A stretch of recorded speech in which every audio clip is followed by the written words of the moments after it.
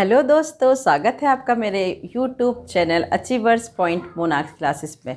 और आज मैं पार्टनरशिप का थर्ड पार्ट लेके आई हूँ। अभी तक के मेरे 2 वीडियो में मैंने आपको सिंपल क्वेश्चन बताए थे और आज के क्वेश्चंस ऐसे हैं जिसमें हमारे पास में रेशो दिया है और एक व्यक्ति का अमाउंट दिया हुआ है, दूसरे व्यक्ति का या तो अमाउंट मिसिंग है या टाइम मिसिंग है। तो अमाउंट और टाइम किस टाइप से निकालते हैं उसके मैं आज 2 टाइप के क्वेश्चन आपके लिए लेके आई हूँ। तो आप हमारे वीडियो के साथ लास्ट तक जुड़े रहिए और उसे समझिए। मेरा फर्स्ट क्वेश्चन है, ए ने 15,000 रुपये लगाकर दुकान खोली।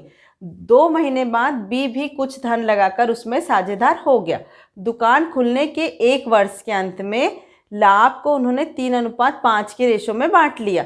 बी ने कितना धन लगाया। यहाँ पे हमें सबसे पहले एग्जाम में ये ध्यान रखना है कि हमें क्वेश्चन बड़े दिखते हैं मगर उनका सॉल्यूशन बहुत छोटा होता है।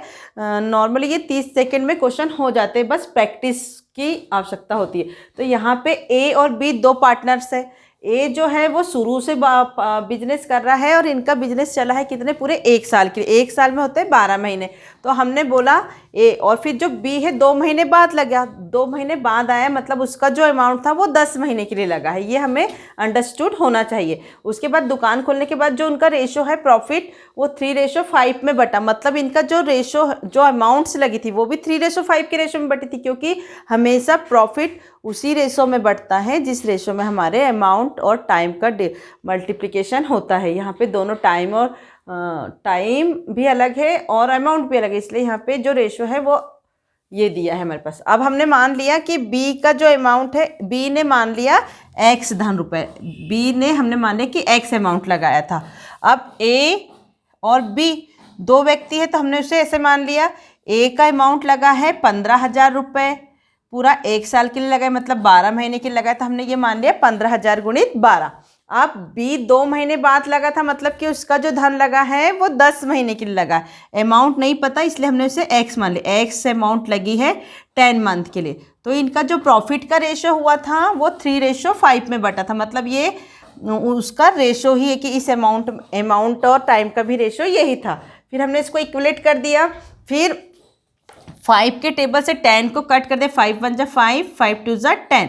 ऐसे 3 के टेबल से 12 कट जाएगा, 3 1 जा 3, 3 4 जा 12।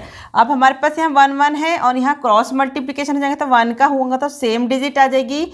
तो ये आ जाएगा हमारे पास 15,000 गुणित 4, और ये 2x का 1 में होगा तो ये 2x आएगा। हमें तो x की वैल्यू चाहिए, इसलिए 2 को हम यहाँ अपॉन में ला लेंगे। तो जब हम 2 को यहाँ अपॉन में लाएंगे तो ये 15,000 गुणित 4 था, उसके बट्टे 2 आ जाएगा इक्वल्स टू x।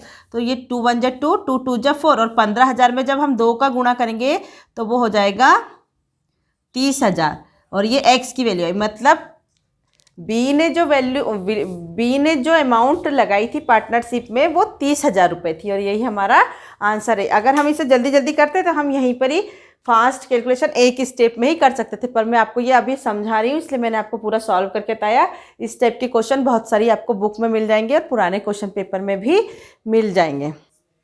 अब मेरा ये जो दूसरा टाइप का क्वेश्चन है, इसमें आपको ए और बी जो 2 पार्टनर है उनकी पूंजी का अनुपात तो 5:6 में लगा है। एक संयुक्त व्यापार में ए और बी 2 पार्टनर्स है, उन्होंने एक बिजनेस स्टार्ट किया है और उनकी जो कैपिटल से जो उनकी पूंजी लगी हुई है वो 5:6 में लगी हुई है।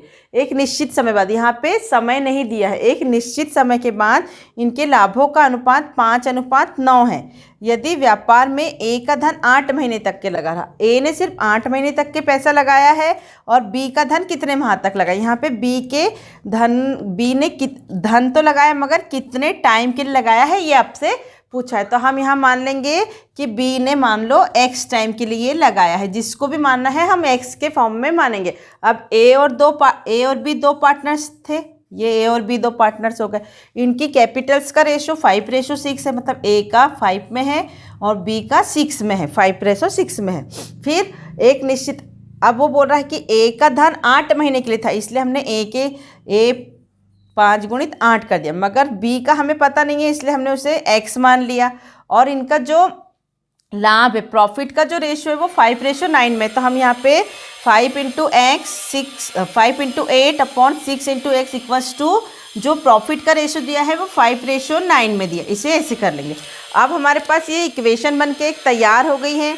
फिर हम इसे क्या करेंगे, ये 5, ये वाले 5 से ये वाला 5 कैंसिल हो गया, ये दोनों 3 के टेबल में आ जाएंगे, 3 2 जा 6, 3 3 जा 9। इसके बाद हम क्रॉस मल्टीप्लिकेशन करेंगे, 8 का 3 में मल्टीप्लिकेशन होगा तो ये हो जाएगा 8 3 जा 24, और 2x का 1 में होगा तो ये 2x ही आएगा। फिर ये 2 को 2 1 जा 2, और 24 2 के टेबल से 12 टाइम्स कट जाएगा, तो x की वैल्यू हमारे पास आई 12। मतलब कि जो b का पैसा लगा था, a का पैसा तो सिर्फ 8 महीने के लिए लगा था, मगर जो b का पैसा लगा था वो पूरे 12 मंथ के लिए लगा था।